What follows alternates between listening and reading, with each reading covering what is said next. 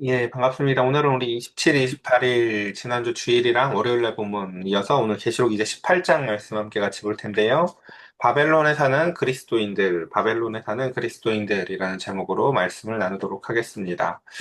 자, 우리는 이제 뭐 어린 시절부터 많은 교육들을 받으면서 살아요. 그래서 나라의 멸망의 원인들이 되게 다양하게 있죠. 뭐 이렇게 군대가 약해서 나라가 멸망하는 것 같을 때도 있고, 뭐 그 가운데서 자연재해 때문에 망한 나라들도 있고 하면서 우리가 흔히 생각하는 가장 흔한 그 나라의 멸망의 원인은 힘이 부족해서라고 우리는 늘 배우거나 생각하게 되어집니다.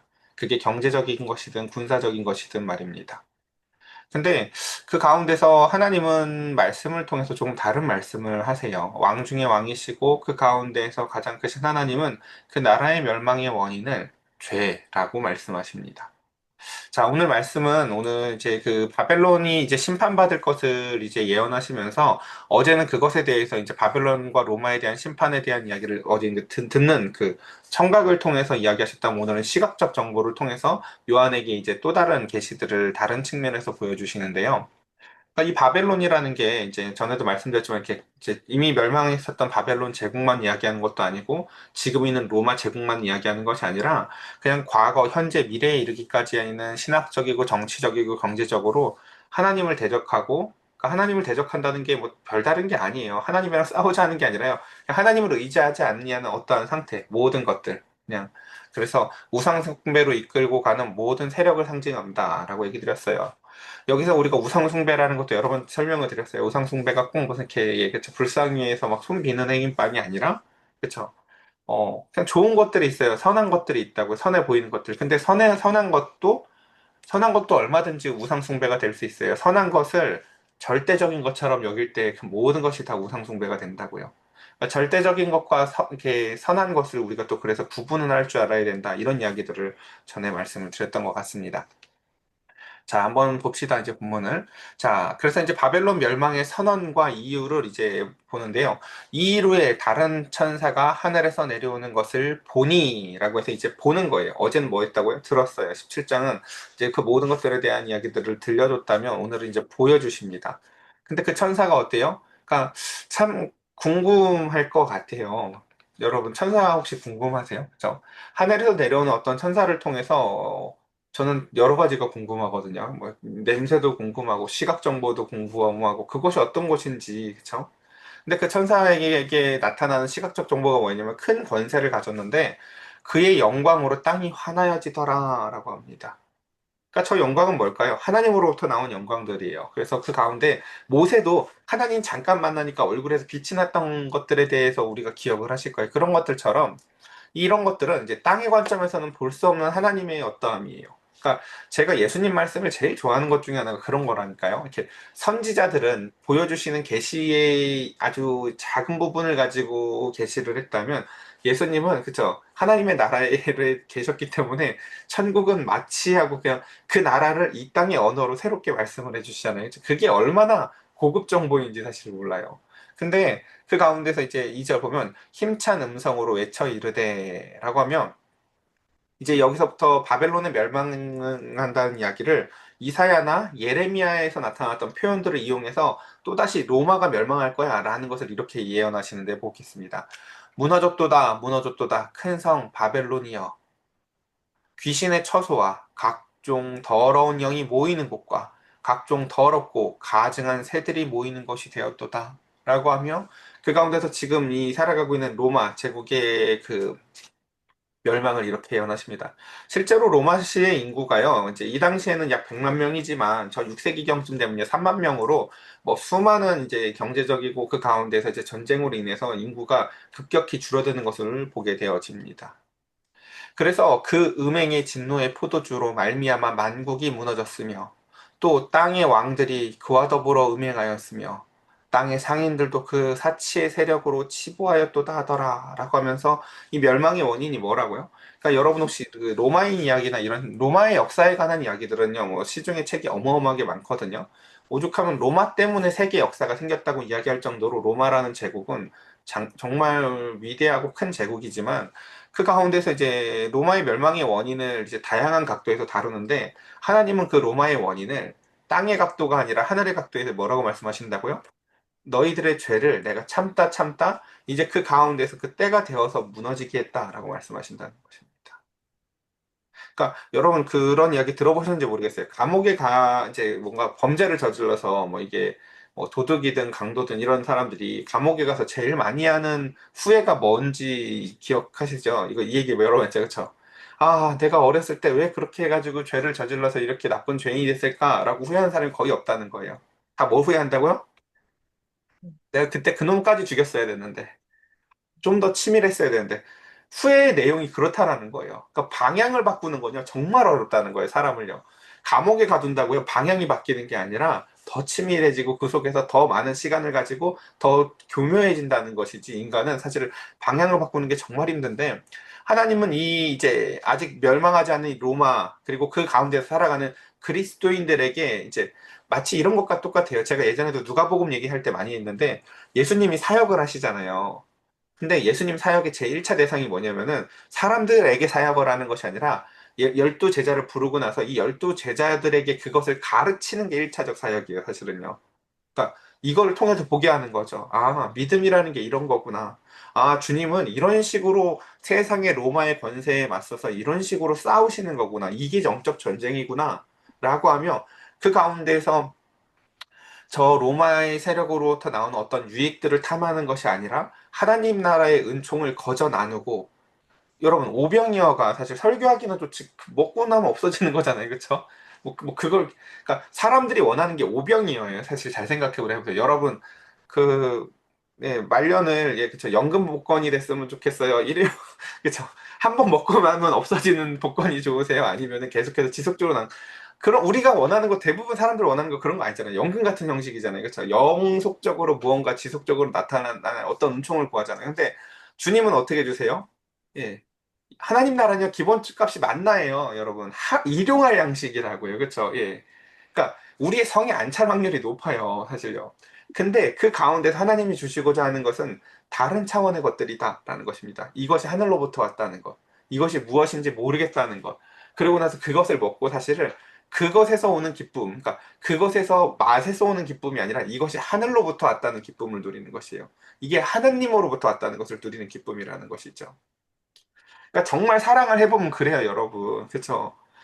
저희 집, 제 책상에도 그런 거 되게 많거든요. 제 딸이 가져다 준, 글씨가 정말 못 써있는 저 편지들을요, 이게 애매하다고요.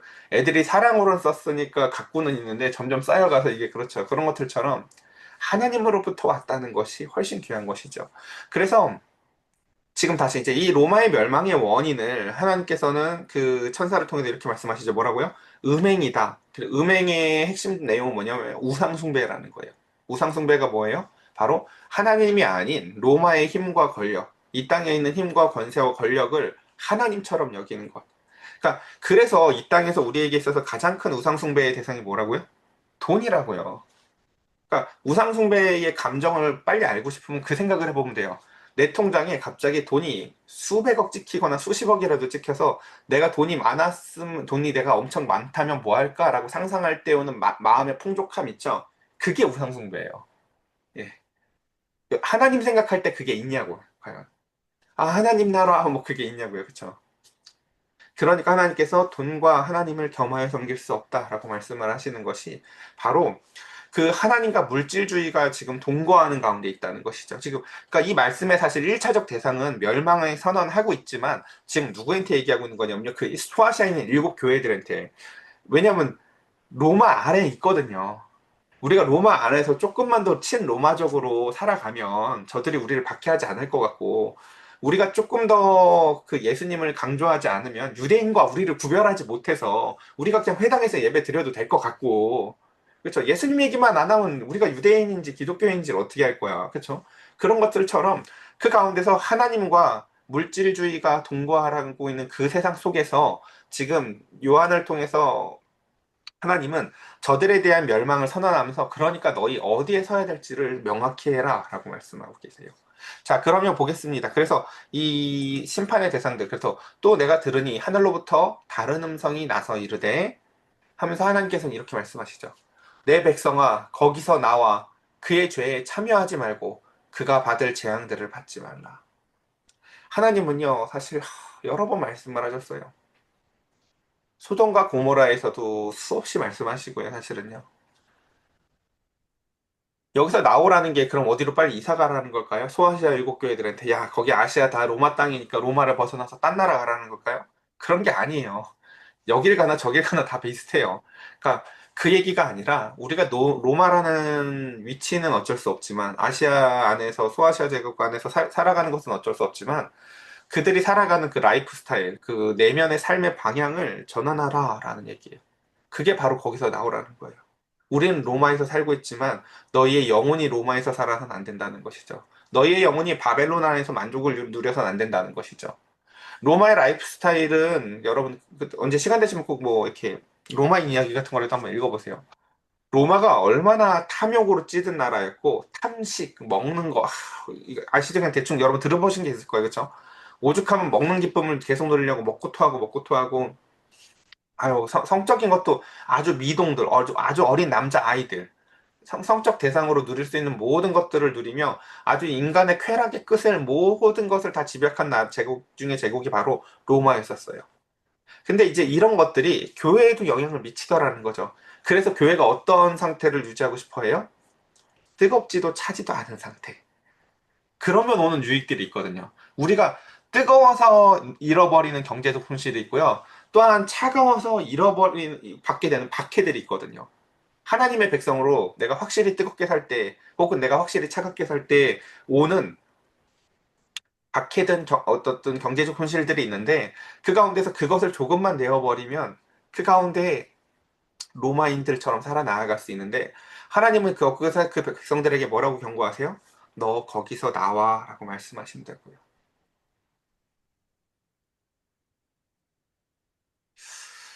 사실 하나님은요, 이 말을 되게 많이 하셨었어요.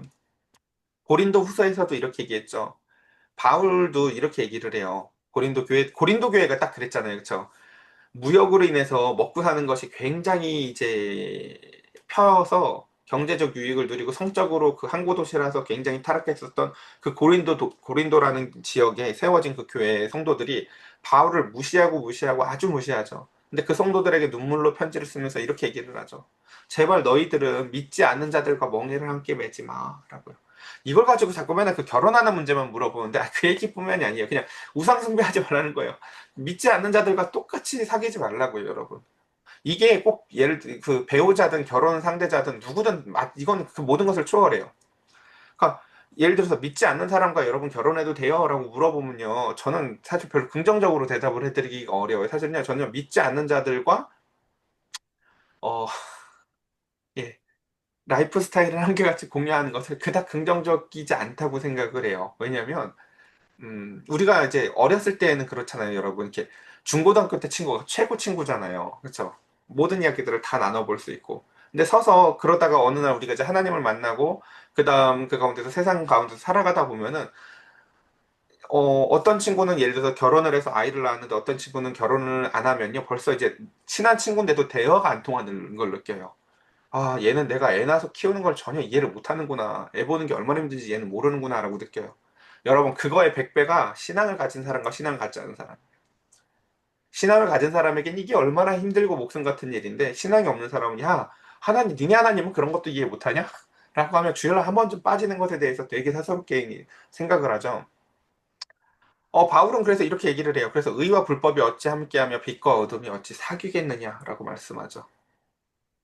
그러니까 우리 내면의 동기를 잘 생각해야 돼. 나 이거 전도하려고 만나는 거야. 라고 만약에 한다면 정말 그러한가 꼭 사실은 돌이켜 봐야 된다는 것이죠. 그 다음, 이사야서에서도 똑같이 얘기를 했었어요. 너희는 떠날지어다. 거기서 나오고 부정한 것을 만지지 말지어다. 그 가운데에서 나올지어다. 여호와의 기구를 매는 자들이여 스스로 정결하게 할지어다. 하나님은 이사야를 통해서도 동일하게 말씀하셨었죠. 예레미야도 마찬가지예요. 나의 백성아, 너희는 그 중에서 나와 각기 하나님의 진노를 피해라. 그 이야기를 똑같이 얘기하죠. 계시록에서도 내 백성아 거기서 나와 그의 죄에 참여하지 말고 그가 받을 재앙들을 받지 말아라. 그 이유가 뭐예요? 5절? 그의 죄는 하늘에 사무쳤다. 하나님이 그러니까 우리가 이렇게 살아갈 수 있는 이유가 이렇게 살아도 아무 벌이 없어서거든요. 잘못할 때마다 하나님이 벌을 그때그때 내리셨으면은 안 이럴 것 같은데 하나님은 그것에 대해서 마치 방관하는 것처럼 보여줘요. 근데 그게 그렇지 않다는 거죠. 뭐라고요? 하늘의 창고에, 죄의 창고에 이 모든 것들이 차곡차곡 쌓여서 하늘에 사무쳤다라고 얘기하세요. 벌을 아예 안 내리는 게 하나님이 뭘 까먹었거나 실수한 게 아니라 하나님의 자비와 오래 참으심 때문이시다라는 것이죠. 그래서 하나님은 그의 불의한 일을 뭐 하신다? 기억하신다. 그래서 소아시아 일곱 교회에게도 뭐라고 얘기해요? 하나님 다 알아 라고 얘기를 계속했다고요. 하나님은 너의 행위를 아셔. 하나님 너의 동기를 아셔. 하나님 너의 심령을 감찰하셔. 라고 하며 너가 알아야 될 하나님의 모습은 이거야 라고 그 모습을 보여주기 전에 항상 뭘 했다고요? 하나님이 아신다는 것을 기억해라 라는 것이었어요. 사람을 속이고 자기를 속일 수 있을지는 몰라도 하나님은 모든 것을 아십니다. 그 다음 6절 그가 준 그대로 그에게 주고 그의 행위대로 갑절을 갚아주고 갑절이라는 게 두 배라는 의미만이 아니에요. 여기 뭐 이렇게 번역을 이렇게 했지만 그냥 똑같이라는 의미에 계속해서요. 무슨 얘기냐면 하나님은 하나도 안 빼고 네가 한 거 너한테 다시 다 갚아주시는 분이시죠. 라는 것이죠. 그래서 그가 섞은 잔에도 갑절이나 섞어 그에게 주라. 그러니까 하나님은 모든 것을 행한 대로 갚아주시는 분이라고요. 그 하나님이 그러기에 우리를 구원하시기 위해 예수 그리스도를 이 땅에 보내셔서 그 가운데서 그의 의를 우리가 행한 것으로 행해주시기 위해서 그리스도를 믿게 해주시는 것이에요. 그리스도를 붙잡게 해주시는 거예요. 그래서 우리는 그리스도를 붙잡았는데 그리스도께서 행하신 것이 우리가 행한 것이 되게 하시기 위해서 말입니다. 자, 그래서 좀 더 뒤에 넘어가 보겠습니다. 그래서 그가 얼마나 자기를 영화롭게 하였으며 사치하였든지 그만큼 고통과 애통함으로 갚아주라. 그가 마음에 말하기를 하고 하면서 이제 그 멸망할 그 바벨론, 그 로마 시대의 그 사람들의 내면을 뭐라고 얘기를 해요? 이렇게 세 가지로 정의해요. 나는 여왕으로 앉은 자야. 나는 절대 과부가 아니야. 내가 얼마나 든든한 백이 많은데. 나는 결단코 애통함을 당할 일이 없어. 라고 하며 이렇게 스스로 교만하고 자위하는 존재들. 그렇죠? 오늘날 경제적인 것들이 이런 모든 것들을 해결해 줄 수 있다고 광고를 하죠. 보험을 들면은 병으로부터 회복받나요? 그렇죠? 어떤 다양한 것들, 그러니까 일시적으로는 그렇게 보이는 것들이 있지만 그 가운데서 중요한 것은 이것이죠. 그러므로 하루 동안에 그 재앙들이 이를 거야 라고 말씀하신다는 거예요. 그러니까 이게 무슨 의미인지 아시겠어요? 바벨탑을 몇 날 며칠을 쌓잖아요. 몇 년을 쌓잖아요. 하나님이 그 바벨탑에 있는 인부들을 흩으시는 게 하루예요. 그냥요. 아이들이 아침부터 바닷가에 가가지고 모래사장 앞에서 수많은 성을 만들고 댐을 만들고 저수지를 만들면서 놀죠. 가자 한마디면 그냥 가요. 네. 그리고 밀물 한번 들어오면 그거 다시 다 사라져요. 그렇죠? 우리 인생이 그렇다고요. 내가 열심히 평생 일해서 산 집, 내가 열심히 해가지고 나간 다양한 업적들 하루에 사라져요. 하루에 사라져 사실은요. 우리의 인생이에요 다. 근데 중요한 건 그 하루가 우리 이제 하나님 앞에 어떤 하루였냐는 거죠. 하나님이 그날을 이렇게 평가하신다는 거죠. 그날이 곧 사망이고 애통함이고 흉년이야 라는 거예요. 이상하죠. 이 땅에서 먹을 게 풍성했고 온갖 탐식과 탐욕으로 가득 찬 삶을 살았는데 왜 흉년이라고 하고 왜 애통함이라고 하고 왜 사망이라고 할까요? 하나님이 진짜 생명이었는데 하나님을 누린 적이 없으니까 사망이고요. 하나님으로부터 는 마음의 즐거움이 아니라 이 땅에 있는 쾌락만 누려봤기 때문에 진짜 인간과 인간 사이에서 누리는 하나님이 주시는 진짜 기쁨을 누려본 적이 없기 때문에 애통한 거고요.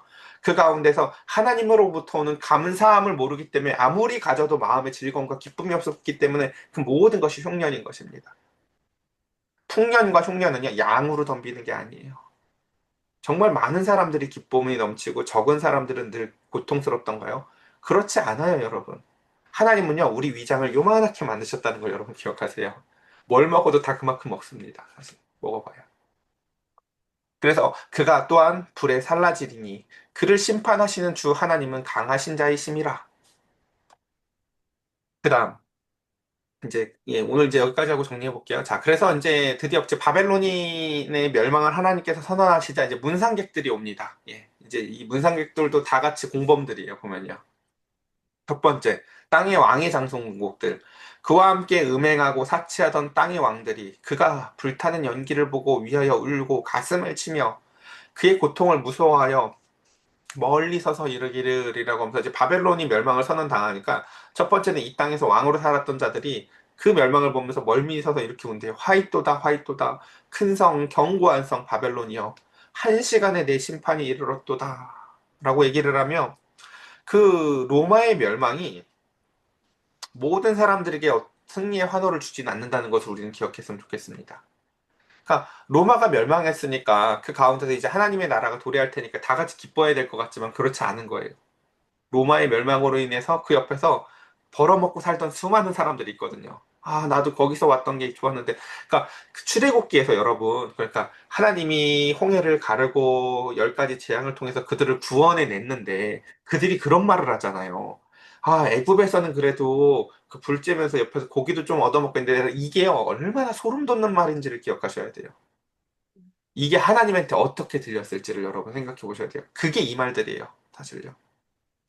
바벨론이 멸망했는데 그러면 이제 회개를 해야 되잖아요. 너희는 돌아서 살아라 하면서 아 하나님이 계셨구나 하고 돌아서야 될 것 같은데 그게 아니라 아 거기서 참 재밌었는데 바닷가에서 놀고 와요. 그러면 바닷가에서 하루 종일 놀고 이제 드디어 차에 타고 이제 집에 가자라고 하면 이 모든 것들이 우리 가족이 함께 있었기 때문에 행복했고 이 바닷가는 하루 있었다가 사라지는 거지만 진짜 나에게 유익과 영원한 것은 우리 가족이구나라는 것을 기억해야 되는데 집에 오는 내내 입이 이렇게 대뻘만큼 나와가지고 나 다시 거기 안 가면 또 안 놀래 라고 하면 바닷가만 우상이 된 어떤 어리석은 아이를 한번 생각해 보라고요. 지금 여기에 오는 문상객들이요. 저 바벨론이 멸망한 거에 막 우는 게 아니에요. 자기 이익이 사라진 게 속상한 거예요. 예. 그래서 그 로마의 경제 시스템에서 온갖 혜택을 누리며 사치를 늘리던 그 건물에서 새 받아 먹던 거 참 재밌었는데 그 사람들을 착취하던 거 참 달콤했었는데 야 가만히 있어도 애들이 와서 마사지도 해주고 하면서 그냥 사람들을 어쨌든 간에 착취하면서 자기가 유익을 누렸던 그 모든 것들이 잃어버리는 게 안타까운 거예요. 그래서 보면 이제 여기 정리를 천천히 해볼게요. 그다음 땅의 상인들의 그러니까 장송곡. 장송곡에서 제일 긴 장송곡을 부르는 사람들이 누구냐면 상인들이에요. 상인은 뭐예요? 돈 버는 사람들이죠. 돈에 환장했던 사람들이 가장 깊은 슬픔을 보여요, 보면요. 권력을 누렸던 사람보다도 돈에 환장했던 사람들이 가장 노래가 길어요. 한번 봅시다. 땅의 상인들이 그를 위하여 울고 애통하는 것은 다시 그들의 상품을 사는 자가 없기 때문이다. 아, 걔네들 돈 많아가지고 이거 그냥 500원에 사다가 5만 원에 팔아도 잘 사갔는데 이거 라고 하면서 그 가운데서 애통의 이유가 뭐예요? 아, 이제 이거 팔아먹을 곳이 없어졌다라는 거라는 거예요. 그러면 그 상품은 그러니까 아, 이거 정말 제가 슬픈 얘기를 할게요. 만약에 교회가 타락해가지고 하나님한테 심판을 받는다고 쳐보자고요. 그럼 우리가 회개를 해야 되는 거잖아요. 근데 그 교회가 경제적 이익 공동체라고 생각해봐요. 아, 내가 교회에서 이거 장사 잘 해먹고 살았는데 라고 하면 자신의 이익이 무너진 걸 슬퍼하는 사람들이 있다고 생각해보세요. 같이 울게 될 사람들이라는 거예요. 그래서 그의 상품은 금과 은과 보석과 진주와 세마포와 자주옷감과 비단 붉은 옷감이요 각종 향목과 각종 상아 그릇이요 값진 나무와 구리와 철과 대리석으로 만든 각종 그릇이요 계피와 향료와 향과 향유와 유향과 포도주와 감람류와 고운 밀가루와 밀이요 소와 양과 말과 수레와 종들과 사람들의 영혼이라 라고 하며 저기 뭐가 써 있어요? 거래 품목에 사람들의 영혼이 품목이 들어있죠. 그러니까 이런 것들이 그렇다고요. 그러니까 우리나라 이걸 이제 우리 세계 역사 가운데서 뭐 예를 들어서 일제강점기 시대 때에도 동양척식 주식회사라는 게 있었고 저 대영제국 동인도 회사라는 걸 세워서 그러니까 철도를 깔아주고 길을 깔아주는 게 무엇을 때문이에요? 착취 때문이잖아요, 사실은요. 그래서 정복 지역에 무역이란 이름으로 착취를 한다고요. 그러니까 심지어 지금까지도 일본 때문에 우리나라가 발전했다고 하는 제정신 아닌 사람들이 있죠. 정말 답답한 소리라는 그들이 그걸 왜 깔았을까요? 착취하려고. 그래서 그 가운데서 우리나라에서 싸는 쌀부터 해서 수많은 무역품들을 가지고 전쟁을 이어가려고 했었던 것들인 것처럼 정말 인간은 누군가의 노동력, 누군가의 이런 것들이 사실 얼마나 귀한 것인지 귀하게 여길 줄을 알아야 돼요. 하나님이 진짜 싫어하는 것들 중에 첫 번째가 뭐냐면 착취예요, 착취. 남을 이용해 먹는 것. 그리고 왜요? 그러니까 하나님이 구약 성경에서 보면은 하나님을 누구의 하나님이라고 해요? 고아와 과부와 나그네의 하나님이다라고 얘기를 해요. 왜요? 가장 착취하기 쉬운 대상들이거든요.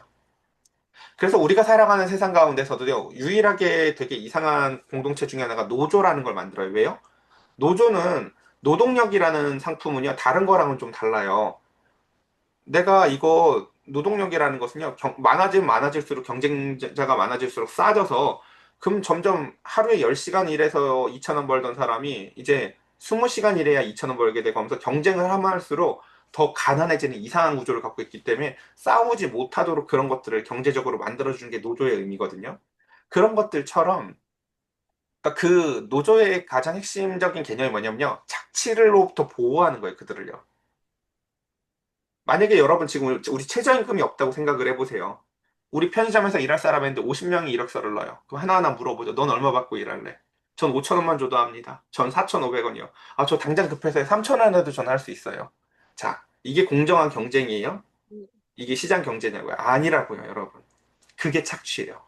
그러니까 그 가운데서 아유, 예. 시간이 없어요. 빨리 넘어가 볼게요. 그래서 바벨로나 내 영혼이 탐하던 과일이 내게 떠났으며 맛있는 것들과 빛난 것들이 다 없어졌으니 사람들이 결코 이것들을 다시 보지 못하리로다. 바벨론으로 말미암아 치부한 이 상품들의 상인들이 그의 고통을 무서워하여 멀리 서서 울고 애통하며 이르되 화이또다 화이또다 큰 성이여 세마포 옷과 자주옷과 붉은 옷을 입고 금, 보석, 진주로 꾸민 것인데 그러한 부가 한 시간에 망하였도다. 모든 선장과 그래서 그리고 마지막에는 똑같은 이야기예요. 이제 상인들의 이야기가 이렇게 제일 길었고 마지막에 이제 해양업 관계자들이 또 모든 선장 각처에 다니는 성객과 선원들과 바다에서 일하는 자들이 또 멀리 서서 애통해서 이렇게 세 종류의 문상객들이 오지만 다 문상객들이 우는 이유는 뭐다? 자신들의 경제적 이득이 없어진 것 때문에 온다는 거예요. 그러니까 여러분 얼마나 이게 그래요. 우리가 한번 나중에 언젠가 이제 죽음을 맞이했을 때 우리가 하나님 앞에 이제 돌아가는 날 여러분들 우리의 문상객들이 왔는데 이 사람들이 경제적 이득이 없어진 것 때문에 운다고 한번 생각을 해보세요. 아, 그때 이 목사가 맨날 햄버거 많이 사 먹어서 우리 가게 잘 됐는데 이러고 운다고 생각해보세요. 얼마나 슬프냐고요, 그게요. 예. 그런 것들처럼 그 가운데 사실은 얼마나 외로운 존재였는지를 알고 있는 거예요, 서로가요. 쟤 나 좋아하는 게 아니라 내가 물건 사줘서 좋아하는 거야. 여러분, 이런 관계가 이 땅의 관계고요. 저 땅의 관계는 나는 아무 상관이 없어 보이는데 날 위해 목숨까지도 내어주실 만큼 사랑하시는 하나님이 그런 사람들을 만들어서 그런 사람들끼리 사는 곳이 천국이라는 것이에요. 그래서 하나님의 나라는요, 경제적 이득 공동체가 아니라 하나님의 인애와 공의와 의의 공동체예요. 이해할 수 없는 사랑으로 묶여진 공동체들이죠. 오늘 함께 같이 오늘 이제 시간이 많이 지나서 함께 같이 이 시간 기도할 텐데요. 오늘 이 한 선언만 꼭 기억했으면 좋겠습니다. 하나님께서 바벨론에게 뭐라고 말씀하셨어요? 그 교회들에게 내 백성아 거기서 나와라 말씀하십니다. 우리가 이 땅 가운데서 살아가지만 우리 모두가 이 땅에서 나그네처럼 살아갔으면 좋겠습니다. 여기에다 바벨탑을 세울 생각을 하지 마시고 여기에다 교회를 크게 확장해서 어마어마한 무엇을 해서 여기서 유익 누릴 생각하지 마십시오. 하루면 무너집니다. 하나님의 나라 가운데서 우리의 내면에 하나님의 나라가 세워지길 간절히 축복합니다. 우리 이 시간 함께 같이 기도할까요?